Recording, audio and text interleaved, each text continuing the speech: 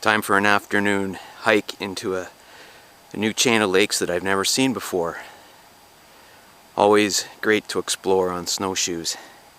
I'm solo, so I'm not traveling very light for a day trip. I've got a full day pack with all my survival gear in case I fall through the ice and have to self-rescue and start a fire and warm up. I also have a water pot in case I get caught out overnight and I need to melt snow to rehydrate.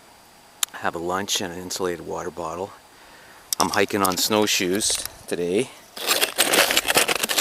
because we got a freeze overnight from this 4-day thaw. Things have crusted up pretty good.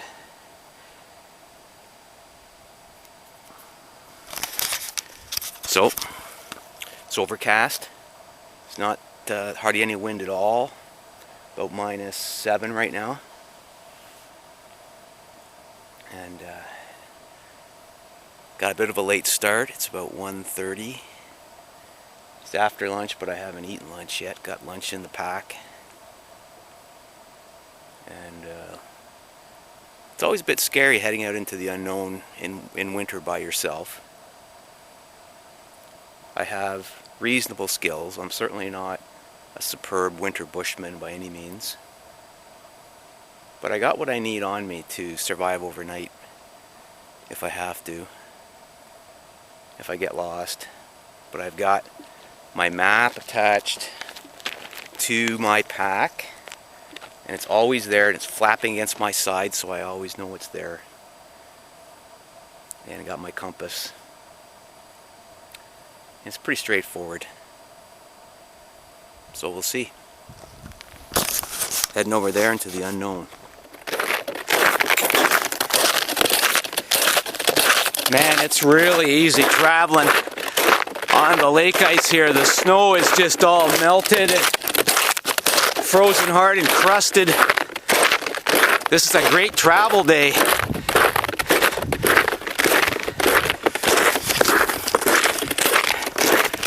So, looking good so far.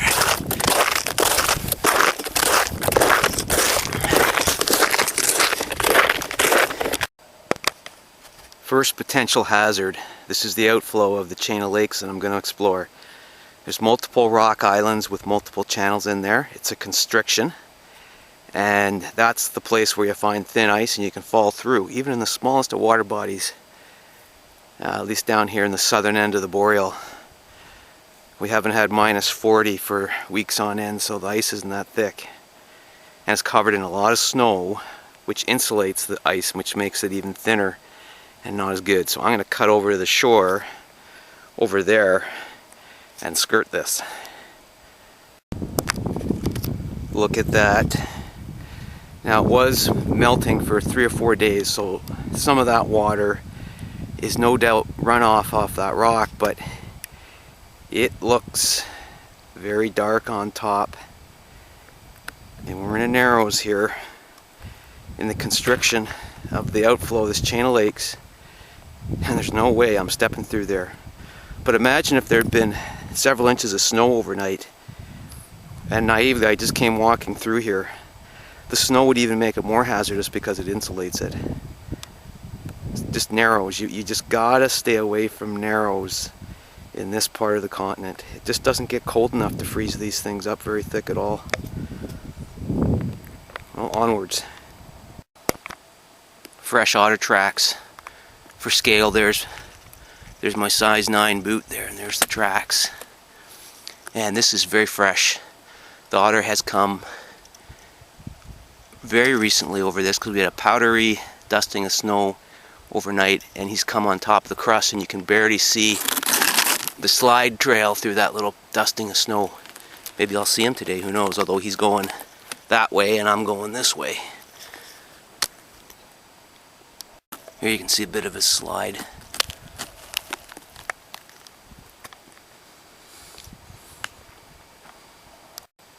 The next narrows.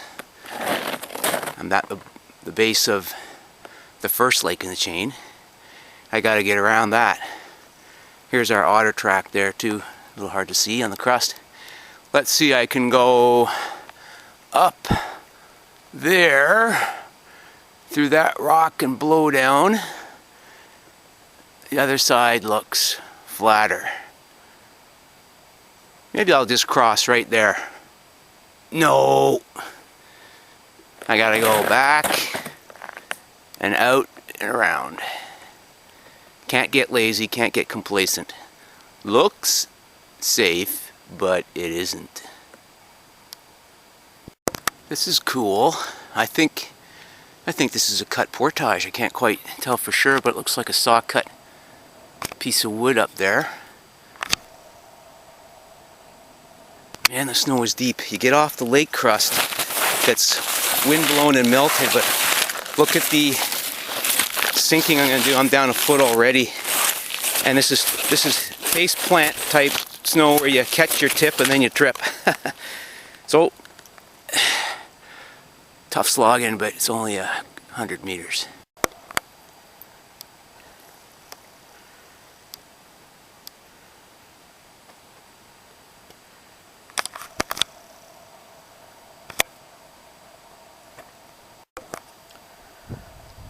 The Canadian Shield and the interconnected lakes. Chances are if you see a chain of lakes on a map that's close to a lake where there's access, you can bet that somebody has cut a portage in. And that's what I followed. Lake 2 in the chain.